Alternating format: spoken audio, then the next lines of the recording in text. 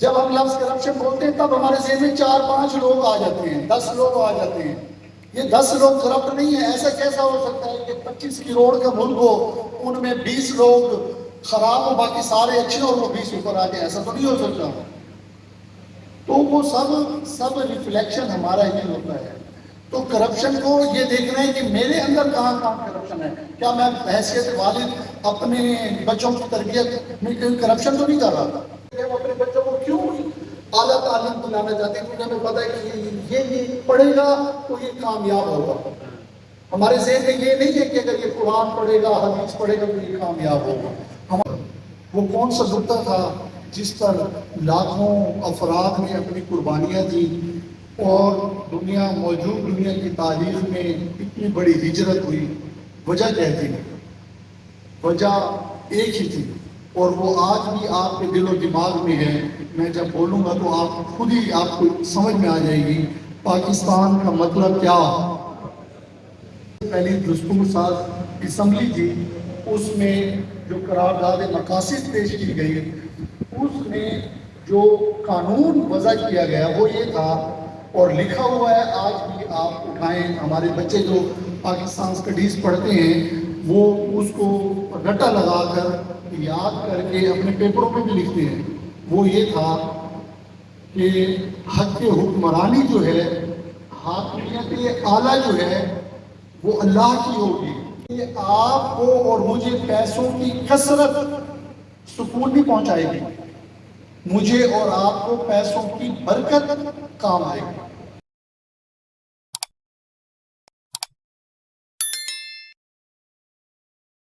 دیر تک اس میں محمد شاد رہتا ہے۔ انتہائی قابل احترام آج کی مجلس کے مہمان خصوصی محترم جناب چودھری طیب سعید صاحب، وائٹل اسلامک ریسرچ سینٹر کے ڈائریکٹر، آرگنائزرز، مجلس میں موجود اسکالرز، عمائدین شہر اور مختلف مکاتب اور مسالک سے وابستہ حضرات، السلام علیکم ورحمۃ اللہ وبرکاتہ۔ سب سے پہلے میں آج کے پروگرام کے آرگنائزرز کا شکر گزار ہوں کہ آج کی مجلس میں جو تکوینی طور پر عوارض پیش آئے، اس کے نتیجے میں مجھے یہاں آنے کی دعوت بھی دی اور آپ سے ہم کلام ہونے کا موقع بھی فراہم کیا۔ اللہ رب العزت آپ لوگوں کو اس کی جزائے خیر دے۔ آپ سب لوگوں کے علم میں ہے کہ آج کے پروگرام میں مہمان خصوصی محترم پروفیسر ڈاکٹر سعد صدیقی صاحب، جو کہ بہت ہی سینئر اساتذہ میں سے ہیں اور پنجاب یونیورسٹی سے آپ کا تعلق ہے، انہوں نے تشریف لانا تھا اور اپنی صحت ناساز ہونے کی وجہ سے تشریف نہیں لائے، اور ہنگامی طور پر ڈاکٹر صاحب نے بھی مجھے وہاں سے فون کیا اور یہاں کی انتظامیہ نے بھی رابطہ کیا، اور میں اس خوبصورت مجلس میں آنے کا ایک یہ جو ذریعہ بنا، اس پر اللہ کا بھی شکر ادا کرتا ہوں کہ اللہ نے یہ اسباب پیدا کیے۔ لیکن آپ کو یہ بات پس منظر بتانے کا مقصد یہ ہے کہ میرا یہاں آنا یہ تکوینی نظام کے تحت ہے، یہ باقاعدہ سے مرتب نظام کے تحت نہیں ہے۔ یہ فورم جب اسٹیبلش ہوا تھا 2019 کے غالباً کا، تو اس وقت بھی مجھے یہاں دعوت دی گئی تھی باقاعدہ، اور اس مرحلے پر یہ فورم بنایا گیا تھا کہ ہم ایک اسلامک اسکالرز کا اجتماع کرتے ہیں، اور اس میں ہم اس اجتماع کے بعد یہ ریسرچ سینٹر ایکٹیو کر لیں گے اور مختلف عناوین اور موضوعات پر پھر کام کرایا جائے گا۔ تو اللہ کا یہ کرم ہے کہ اس میٹنگ میں بھی میری حاضری ہوئی تھی، اور آج کی یہ جو کہکشاں ہیں اس کے اندر بھی مجھے حاضری کا موقع ملا ہے، تو یہ میرے لیے بڑی راحت اور مسرت کی بات ہے۔ جن اسکالرز نے اس موضوع پر لکھا ہے یقیناً انہوں نے بھرپور مطالعہ، عرق ریزی اور مختلف اہل علم کے افکار کو مرتب کر کے چیزیں لکھی، سب ہی مبارکباد کے مستحق ہیں۔ لیکن جب بھی مقابلے کا ماحول ہوتا ہے تو اس میں یقیناً امتحانات کی کامیابی اور اس کی گریڈنگ کے کچھ کرائٹیریاز ہوتے ہیں، ان کرائٹیریاز کو یقیناً آرگنائزرز نے پورا کیا ہوگا، اور اس کے نتیجے میں جو لوگ کامیاب قرار پائے ہیں وہ خصوصی مبارکباد کے مستحق ہیں۔ اس لیے یہ ایک تو علمی کام میں حصہ ڈالا، اور نتیجتاً آج کی اس مجلس کے وہ دولہے بھی ٹھہرے اور کامیاب اور کامران افراد بھی ٹھہرے، تو انہیں بھی مبارکباد پیش کرتے ہیں۔ جو موضوع ہے آج کا، اس موضوع کے حوالے سے سیر حاصل گفتگو، تحقیق پر مبنی مقالات آپ نے سنے ہیں۔ میں آپ کے سامنے مختصر وقت میں چند چیزیں رکھوں گا، کچھ چیزیں ایسی ہوں گی جو اسکالرس کے لیے مفید ثابت ہو سکتی ہیں، اور کچھ ایسی ہوں گی جو مجلس میں موجود لوگوں کے لیے مفید ہوں گی۔ ہم سب لوگ اس حقیقت سے آگاہ ہیں کہ ملک پاکستان دنیا کی تاریخ کا دوسرا اور موجود دنیا کا یہ واحد ملک ہے جو اسلام کے نام پر قائم ہوا ہے، اور اس ملک کے حصول کے لیے ہمیں ہمارے اسلاف کو، ہماری ماؤں اور بہنوں کو اپنی عزت ناموس کی قربانی بھی دینی پڑی ہے، اور لوگوں نے اپنی جانوں کے نذرانے بھی دیے، لوگوں نے اپنی خون بھی بہائے ہیں، رشتے بھی قربان کیے ہیں۔ یہ سب کچھ کیوں ہوا تھا؟ وہ کون سا نقطہ تھا جس پر لاکھوں افراد نے اپنی قربانیاں دی، اور موجود دنیا کی تاریخ میں اتنی بڑی ہجرت ہوئی؟ وجہ کیا تھی؟ وجہ ایک ہی تھی، اور وہ آج بھی آپ کے دل و دماغ میں ہے۔ میں جب بولوں گا تو آپ خود ہی آپ کو سمجھ میں آ جائے گی پاکستان کا مطلب کیا۔ یہ وہ کلمہ تھا، یہ وہ نقطہ تھا جس کی بنیاد پر ہم نے اس ملک کو حاصل کیا۔ ورنہ اگر آپ غور کریں،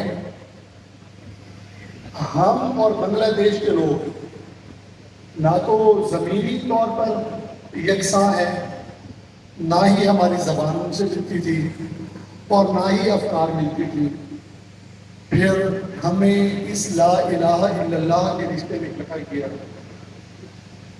اگر آپ اپنے صوبوں کا جائزہ لیں تو صوبوں کے اندر بولی جانے والی جو زبانیں ہیں، اگر آپ اندرون صوبوں میں چلے جائیں تو یہاں کے لوگ ان سے بات بھی نہیں کر سکتے، لیکن جب آپ آپس میں ملیں گے اور اپنا تعارف کرائیں گے تو محبت کی ایک دیا، ایک شمع جو ہے جل جاتی ہے، اور وہ محبت کی جو شمع ہوتی ہے وہ آپ کا دینی اخوت کا جو رشتہ ہے اس کی بنیاد پر وہ دیا جلتا ہے۔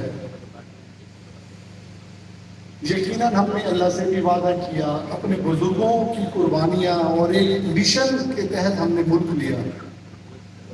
اور دوسرا یہ کہ جب پاکستان بن گیا تو پاکستان کی جو سب سے پہلی دستور ساز اسمبلی تھی، اس میں جو قرارداد مقاصد پیش کی گئی، اس میں جو قانون وضع کیا گیا وہ یہ تھا، اور لکھا ہوا ہے، آج بھی آپ اٹھائیں، ہمارے بچے جو پاکستان اسٹڈیز پڑھتے ہیں وہ اس کو رٹا لگا کر یاد کر کے اپنے پیپروں میں بھی لکھتے ہیں۔ وہ یہ تھا کہ حق حکمرانی جو ہے، حاکمیت اعلیٰ جو ہے وہ اللہ کی ہوگی، منتخب عوامی نمائندے اس کی عمل درآمد کے لیے ہوں گے، ادارے قرآن و سنت کے مطابق تعلیمات کو رواج دیں گے۔ یہ آج بھی ہمارے قانون کا حصہ ہے۔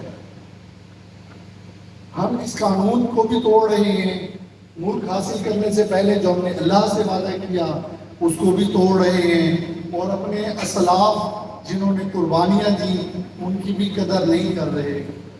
آپ کا کیا خیال ہے جب ہم اللہ سے کیا ہوا وعدہ بھی توڑ دیں گے، اپنے اسلاف کی قربانیوں کو بھی نظر انداز کر دیں گے، اپنے قوانین بھی ان کے توڑ دیں گے، تو پھر قرآن مجید کی آیت جو میں نے ابھی پڑھی وَمَنْ أَعْرَضَ عَنْ ذِكْرِي، جو لوگ ہماری یاد سے غافل ہوں گے، تو مطلب یہ کہ ہم تو یاد سے بھی اگلے درجے پر ہیں، ہم نے تو اللہ سے الگ سے وعدہ کیا ہوا ہے۔ تو لہٰذا میں سمجھتا ہوں کہ ہمیں اپنے اس بھولے ہوئے سبق کو نہ صرف خود یاد رکھنا ہے، اپنے بچوں کے اندر بھی اس شعور کو اجاگر کرنا ہے، کیونکہ وقت گزرنے کے ساتھ ساتھ یہ سبق ہم بھی بھول رہے ہیں اور ہمیں بھلایا بھی جا رہا ہے، اور جو لوگ ہمیں بھلا رہے ہیں ہم ان کے ساتھ تعاون کر کے اس کو بھولنے میں ان کا تعاون کر رہے ہیں۔ لہٰذا ہمیں اس سبق کو خود یاد رکھنا ہے اور اپنے بچوں کو یاد کرانا ہے، تاکہ جب سبق یاد ہوگا تبھی عمل کی طرف جا پائیں گے۔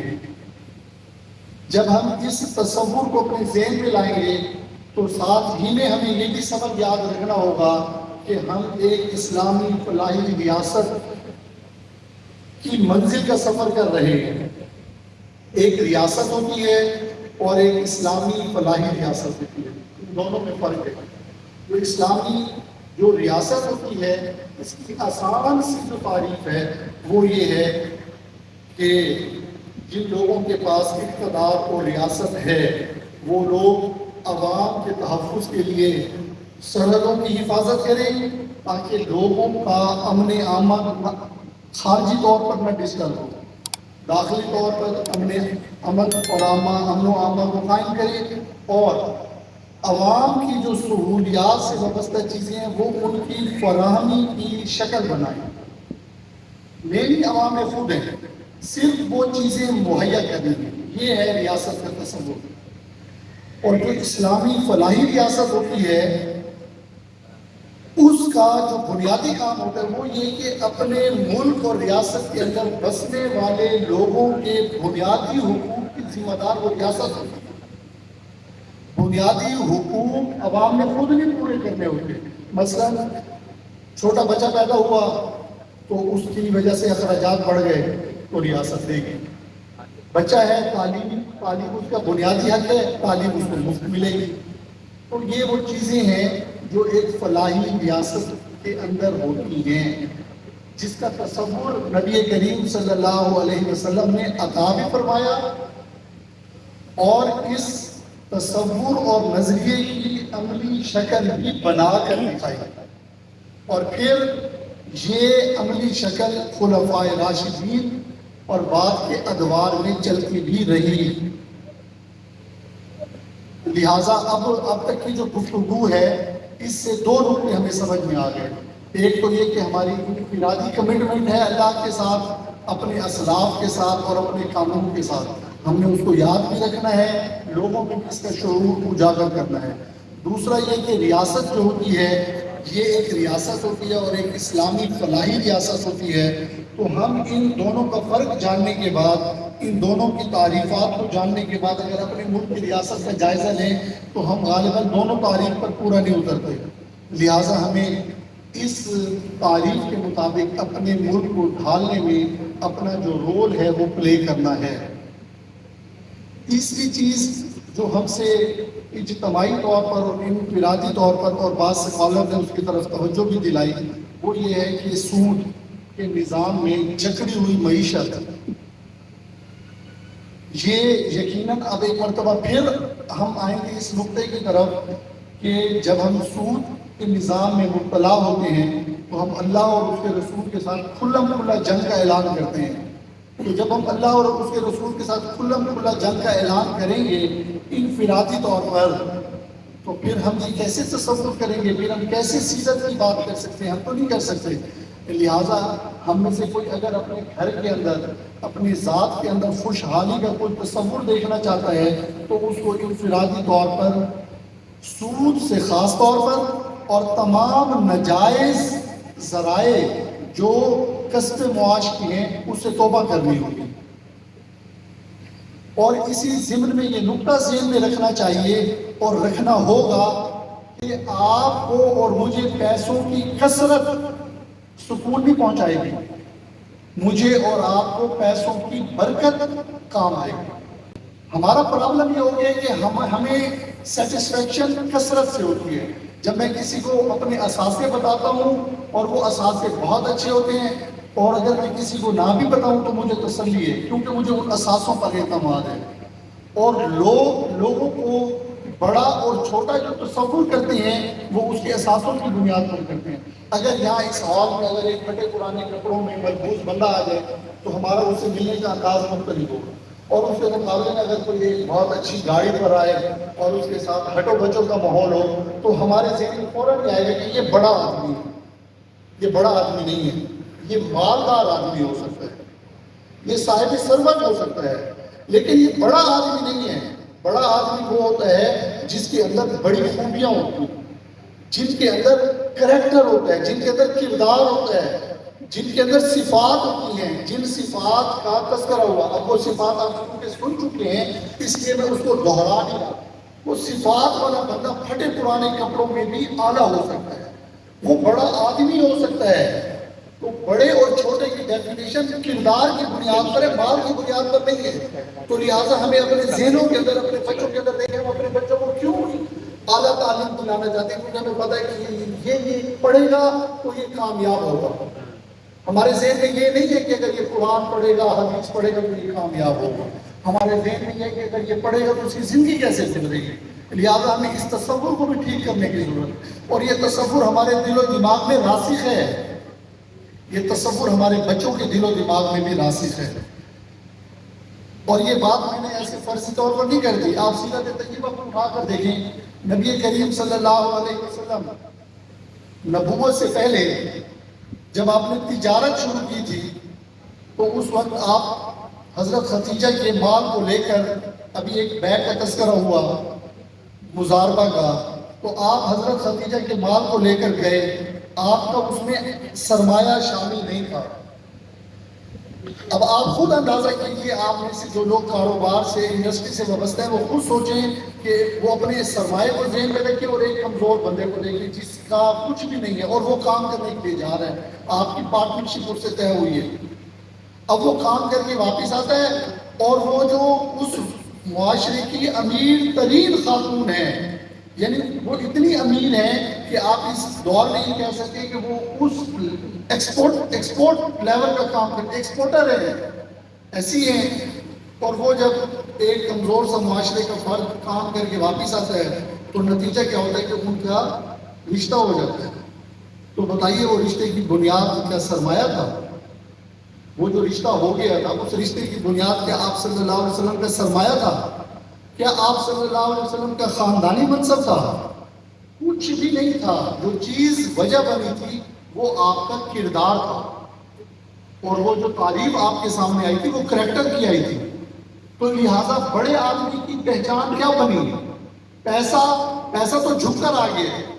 تو کردار پر ہمیں اپنے کردار پر اور اپنے بچوں کے کردار پر فوکس کرنا ہے۔ اگر یہاں بیٹھ کر اداروں کی بات کرتے رہے تو کوئی فائدہ نہیں ہے۔ ہمیں وہ بات کرنی ہے جس بات کے نتیجے میں ہم اپنے آپ میں تبدیلی کا ارادہ کریں تو کر سکیں، اور اپنے بچوں کے حوالے سے کچھ غور و فکر کریں تو کر سکیں۔ لہٰذا اس سے یہ پتہ چلا کہ ہمیں کردار سازی پر بھرپور محنت کی ضرورت ہے۔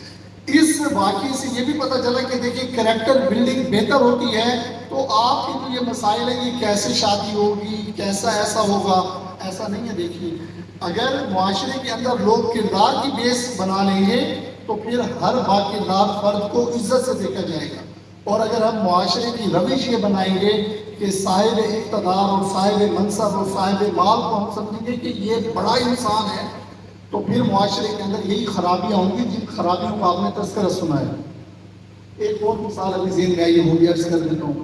نبی کریم صلی اللہ علیہ وسلم کو اللہ کی طرف سے یہ حکم ہوا کہ آپ اعلان نبوت فرمائیے۔ آپ صلی اللہ علیہ وسلم نے جب اس خطبے کا ارشاد فرمایا، خطبے کا ارادہ کیا، تو اس خطبے کے لیے آپ نے اس معاشرے کے سامنے جس کے اندر آپ نے زندگی گزاری تھی، آپ نے کیا پیش کیا؟ آپ نے پوچھا تھا کیف وجدتمونی، بتاؤ میں آپ لوگوں کے ساتھ رہا ہوں، مجھے بتاؤ مجھے کیسا پایا ہے آپ لوگ؟ تو انہوں نے کیا، حالانکہ جو نیریٹو اسٹیبلش ہو سکتا تھا وہ یہ تھا کہ میں بھی قریش بنو ہاشم ہوں، آپ بھی قریش ہیں بنو ہاشم ہیں، ہم ایک برادری ہیں، ہم ایک قبیلہ ہیں، اس بنیاد پر ہم اپنے آپ کو مضبوط کرتے ہیں، یہ دیکھیں اللہ نے ہمیں یہ انعام دے دیا، اس نقطے پر ہم سارے خاندان والے اس دعوت کو پھیلاتے ہیں۔ آپ نے ایسی کوئی بات نہیں، ہم انہی چیزوں پہ الجھے ہوئے ہیں نا، یہ فلاں برادری کا ہے، یہ فلاں زبان کا ہے، یہ فلاں خاندان سے تعلق رکھتا ہے، یہ فلاں علاقے سے تعلق رکھتا ہے، یہ فلاں صوبے سے۔ اسلام ان چیزوں میں سے کسی کو بھی تسلیم نہیں کرتا، یہ ساری چیزیں تعارف کے لیے۔ تو آپ صلی اللہ علیہ وسلم نے پوچھا یہ بتاؤ مجھے کیسا پایا ہے؟ تو لوگوں نے بتایا کہ ہم نے آپ کو صادق اور امین پایا ہے۔ تو یہ صداقت اور امانت یہ کردار سے وابستہ چیز ہے۔ اگر یہاں تاجر طبقے سے وابستہ لوگ ہیں تو اس پر غور کریں، بجائے اس کے کہ اس پر غور کریں کہ حکومت ایسا کر دے فلانا۔ حکومت کو اس کا مطلب یہ نہیں کہ حکومت کو کچھ نہیں کرنا، لیکن ہمیں کیا کرنا ہے، ہمارے کرنے کا کام موجود ہے۔ ہمارا المیہ کیا ہے، ہم اپنے تمام گناہوں کا بوجھ دوسروں پر ڈالنا چاہتے ہیں۔ ہم سمجھتے ہیں کہ 4-5 لوگ ہیں نا، انہوں نے پورے ملک کو خراب کیا ہوا ہے، ہم تو سب دھلے دھلے ہوئے ہیں۔ حالانکہ ہم میں سے ہر فرد کے اندر چھوٹا سا فرعون بھی ہے، چھوٹا سا حامان بھی ہے، چھوٹا سا قارون بھی ہے، وہ سب ہمارے اندر موجود ہیں۔ لہٰذا ہمیں اپنے سے کام شروع کرنا ہے۔ موجود دنیا کے اندر اصلاح کی مجالس اتنی ہوتی ہیں کہ اس سے پہلے کبھی نہیں ہوتی تھی۔ اصلاحی لکھی گئی کتابیں اتنی ہیں، اس سے پہلے دنیا میں نہیں تھی۔ سب کچھ بہت ہے، جو کچھ نہیں ہے وہ یہ ہے کہ خود احتسابی نہیں ہے۔ ہماری ساری تقریر میں اگر یہ تقریر کرو، میں یہ چاہتا ہوں آپ ٹھیک ہو جائیں، میری یہ تقریر اس نیت سے نہیں ہونی چاہیے، میری یہ ہونی چاہیے کہ میں کیسے ٹھیک ہو جاؤں۔ تو یہ مسئلہ ہے۔ تو لہٰذا ہمیں بڑے اور چھوٹا مالدار ان مغالطوں کو صاف کرنا ہے۔ ہمیں کسی کو رسپیکٹ کس بیس پر دینی ہے یہ ہمیں خود سوچنا ہے۔ اور اس کے بعد آپ آگے چلیں، ایک ایسا مسئلہ جو انفرادی طور پر بھی ہے، اجتماعی طور پر بھی ہے، ہمارے اور آپ کے عمل سے تعلق رکھتا ہے، کرپشن۔ اس پر بھی سیر حاصل گفتگو کی ہے ہمارے اسکالرز نے۔ جب ہم لفظ کرپشن بولتے ہیں تب ہمارے ذہن میں 4-5 لوگ آ جاتے ہیں، 10 لوگ آ جاتے ہیں۔ یہ 10 لوگ کرپٹ نہیں ہیں۔ ایسا کیسا ہو سکتا ہے کہ 25 کروڑ کا ملک ہو، ان میں 20 لوگ خراب ہو، باقی سارے اچھے اور وہ 20 اوپر آ جائیں؟ ایسا تو نہیں ہو سکتا۔ تو وہ سب ریفلیکشن ہمارا ہی ہوتا ہے۔ تو کرپشن کو یہ دیکھنا ہے کہ میرے اندر کہاں کہاں کرپشن ہے۔ کیا میں بحیثیت والد اپنے بچوں کی تربیت میں کوئی کرپشن تو نہیں کر رہا تھا؟ کرپشن صرف پیسوں کی نہیں ہوتی، کرپشن اخلاق کی ہوتی ہے، کرپشن کردار کی بھی ہوتی ہے۔ تو میں اپنے بچوں کی تربیت اگر ٹھیک نہیں کر رہا، میری ساری توجہ پیسوں کی طرف ہے اور بچوں کو ٹائم نہیں دے رہا، تو میں کرپشن کر رہا ہوں۔ یہ اگر میری اہلیہ ہے اور میں ان کے حقوق اور ان کی جو اخلاقی رویہ مجھے مینٹین کرنا ہے، اگر وہ میں نہیں کر رہا تو یہ میں کرپشن کر رہا ہوں۔ اور اگر میرے ہمسائے کے ساتھ معاملات ٹھیک نہیں ہے تو یہ میں کرپٹ ہوں۔ اور اگر میرے محلے میں رویہ ٹھیک نہیں ہے تو بھی میں کرپٹ ہوں۔ اور اگر میں اپنے شہر میں اپنے ارد گرد رہنے والوں کے ساتھ ٹھیک نہیں ہوں اور ان کے حقوق ادا نہیں کر رہا، بڑوں کے حقوق ادا نہیں کر رہا، بچوں کے، تو میں ایک کرپٹ انسان ہوں۔ لہذا ہمارا انفرادی اور اجتماعی ایک بہت بڑا مسئلہ کرپشن کا ہے۔ اور کرپشن کے سلسلے میں یہ بات اپنے ذہن میں رکھیں، کرپشن صرف مالی نہیں ہوتی، کرپشن کی بہت ساری شکلیں ہیں۔ فرض کریں ایک گورنمنٹ سروینٹ ہے اور وہ اپنا پورا وقت ادارے کو نہیں دیتا تو وہ کرپٹ ہے۔ اور اگر وہ پورا وقت دیتا ہے اور اتنا کام نہیں کرتا جتنا اس کو ٹائمنگ کرنا چاہیے، پھر بھی کرپٹ ہے۔ ایک کام ہے نا، ایک کام پتہ ہے کہ وہ عام روٹین میں 1 گھنٹے میں ہونا ہے، تو اس کام کو ایک افسر 6 گھنٹے میں کرتا ہے، تو اس کا مطلب اس نے 5 گھنٹے کی کرپشن کر لی ہے۔ تو لہٰذا یہ ساری وہ چیزیں ہیں جن پر ہمیں غور کرنے کی ضرورت ہے۔ اور جس پریشانی میں ہم مبتلا ہیں، آپ صلی اللہ علیہ وسلم نے ہمیں بتا دیا تھا۔ یہ مسئلہ ہمیں بہت پہلے بتایا تھا۔ آپ صلی اللہ علیہ وسلم نے ارشاد فرمایا، میری امت کا جو آزمائش ہوتی ہے نا، وہ مال کی بنیاد پر ہونی ہے۔ آزمائش مال کی بنیاد پر ہونی ہے۔ تو ہم سب حب دنیا کے اندر مال کی محبت میں ہر چیز کو قربان کیے چلے جا رہے ہیں، جس کے نتیجے میں ہم پریشان ہیں. ہم میں سے کسی کی بھی پریشانی ضروریات کی نہیں ہے. ہماری خواہشات پوری ہونے کا نام نہیں لے رہی, ہماری ضروریات پوری ہیں. آج بھی آپ پاکستان کا سروے کریں, بھوک سے مرنے والے لوگوں کی تعداد کم ہے. لڑائی جھگڑا فتنہ فساد ہرس ہوس اور لالچ اور کینہ اور بغض کے نتیجے میں مرنے والوں کی تعداد زیادہ ہے. لہذا اس سروے کے نتیجے میں ہم یہ رزلٹ نکال سکتے ہیں کہ بھوک اتنا بڑا مسئلہ نہیں ہے جتنی ہماری خواہشات, ہماری لالچیں اور ہمارے ہرس بڑے ہوئے. آپ صلی اللہ علیہ وسلم نے, بس میں اپنی بات کو کلوز کرتا ہوں, ٹائم جتنا ہے اور کھانا بھی لگ رہا ہے, اور کھانا لگنے لگے تو توجہ یقیناً فطری طور پر کھانے کی طرف جاتی ہے. آپ صلی اللہ علیہ وسلم نے ساری باتوں کو میں سمجھ کرتا ہوں, اگر ہم یوں کر لیں کہ ہم اگر اپنا طرز حکمرانی سادہ کر لیں بالکل, اور طرز زندگی انفرادی طور پر سادہ کر لیں, ہمارے سارے مسئلے ختم ہو جائیں گے. آپ صلی اللہ علیہ وسلم نے یہ سارے کام کر کے دکھائے ہیں. آپ دیکھیے, آپ صلی اللہ علیہ وسلم ایک غزوہ کے اندر صحابہ بھوک سے بل بلاتے ہوئے آئے, اللہ کے رسول دعا کیجئے, بھوک ہے, فاقہ ہے, کہیں سے کچھ نظر نہیں آ رہا. اللہ کے نبی نے صبر کی دعوت دی, صبر صبر صبر. تو انہوں نے مجبور ہو کر کہا, یا رسول اللہ اتنی مشقت کر لی ہے کہ یہ دیکھیے پیٹ پر پتھر بندھے ہوئے ہیں. تو وقت کا حکمران بھی اپنا پیٹ اٹھا کر دکھاتا ہے کہ تمہارے پیٹ پر ایک پتھر ہے تو ہمارے پیٹ پر دو پتھر ہیں. تو لہذا طرز حکمرانی میں بھی سادگی اور طرز زندگی میں بھی سادگی مطلوب ہے. اور یہ ایسا بھی نہیں ہے کہ یہ ایک دو مثالیں ہیں ہمیں ہمارے پاس سنانے کے لیے. یہ معاشرے کے اندر, اس معاشرے کے اندر بے شمار مثالیں ہیں. ایک صحابی تھے ابو جہم رضی اللہ تعالیٰ عنہ, فرماتے ہیں, اپنے چچا زاد بھائی کو جنگ یرموک کے اندر تلاش کرنے کے لیے کیا کہ وہ پتہ نہیں شہید ہو گئے ہیں یا زخموں میں ہیں, اور دیکھوں ان کا پتہ کروں. تو پتہ کرتے کرتے گئے جہاں زخمی لوگ موجود تھے, تو ان کے اندر وہ کرا رہے تھے, ان کے چچا زاد بھائی. اب وہ کرا رہے ہیں اور ان کے پاس پانی کا مشکیزہ بھی ہے, انہیں لگا کہ انہیں پانی کی ضرورت ہے. اب دیکھیے جان کرنے کی کیفیت ہے, پانی پیش کرتے ہیں انہیں, اور ابھی وہ پانی پینے لگتے ہیں, سانس سے کرانے کی آواز آتی ہے, آہ کی آواز آتی ہے, اور پانی کا مطالبہ دوسرے لگ جاتی ہے. اب دیکھیے ایسے میں ان کا حق بھی بنتا ہے پانی خود پی لیں, وہ پانی انہیں دے رہے ہیں. اب وہ پانی دوسرے کے پاس جاتا ہے, ابھی وہ پینے نہیں لگتا, تیسرے سے آواز آتی ہے. وہ اب دیکھیے یہ معاشرے کی شکل ہے, یہ کوئی ایک خاص مثال نہیں. اب دوسرے کہتے نہیں, تیسرے کو دے دیں. پانی وہیں پڑا ہوا ہے, تینوں شہید ہو جاتے ہیں. یہ جس معاشرے کے اندر یہ جذبات پیدا ہو جائیں, وہ معاشرے نہ صرف اپنے مسائل حل کرتے ہیں, وہ ترقی کرتے ہیں, بلکہ حکمرانی کیا کرتے ہیں. دنیا کے اندر آپ جن ملکوں کی ترقی کی مثالیں دیتے ہیں, یہ سارے کے سارے ترقی کی راہ پر اس لیے گامزن ہیں کیونکہ انہوں نے سیرت طیبہ کے وہ پیغامات عملاً اختیار کیے ہوئے ہیں. اگرچہ اسلام میں داخل نہیں ہوئے, لیکن وہ چیزیں انہوں نے عملی طور پر اختیار کی ہوئی ہیں. جن لوگوں کو انگلینڈ میں اور کینیڈا میں اور اس طرح کے ملکوں میں, یورپ میں جانے کا تجربہ ہے, وہاں ابھی بھی بہت سے قوانین عمر راز کے نام سے موجود ہیں. تو اس چیز کا منہ بولتا ثبوت ہے کہ اس وقت کی فلاحی ریاست کے جو تصورات ہیں وہ آج بھی عملی طور پر نافذ بھی ہیں, زندہ بھی ہیں, اور کامیابی کی ضمانت بھی ہیں.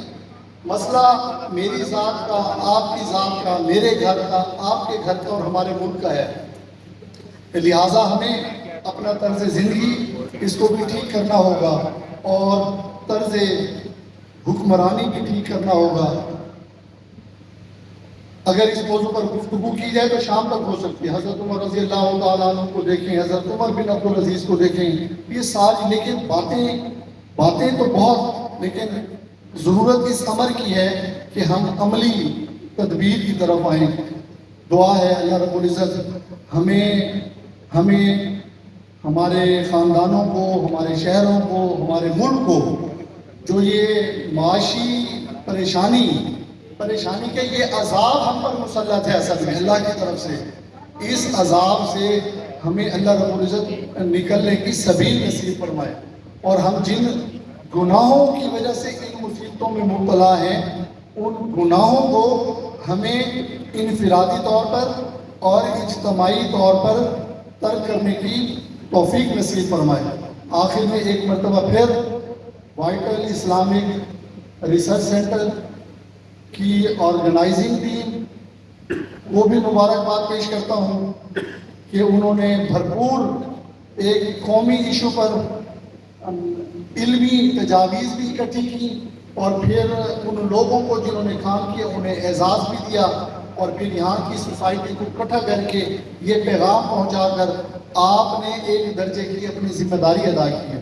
اللہ رب العزت آپ کو اور آپ کے پس منظر میں جو ادارہ موجود ہے وائٹل ٹی گروپ جو ہے وہ، اور ان کی نمائندگی کر رہے ہیں ہمارے درمیان موجود ہیں چودھری صاحب، ان کے بزرگ، جب میں لاسٹ ٹائم آیا تھا تو جو بزرگ تھے وہ موجود تھے، مجھ سے بڑی تفصیلی ڈسکشن ہوئی تھی، اور ان کے وہ اعمال ہی ہیں جن کی وجہ سے انہیں یہ برکتیں نصیب ہوئی ہیں۔ اگر یہ ان نیک کاموں کو کرنا چھوڑ دیں تو یہ ساری برکتیں، یہ جو کچھ نظر آ رہا ہے، انہیں ختم ہونے میں دیر نہیں لگے۔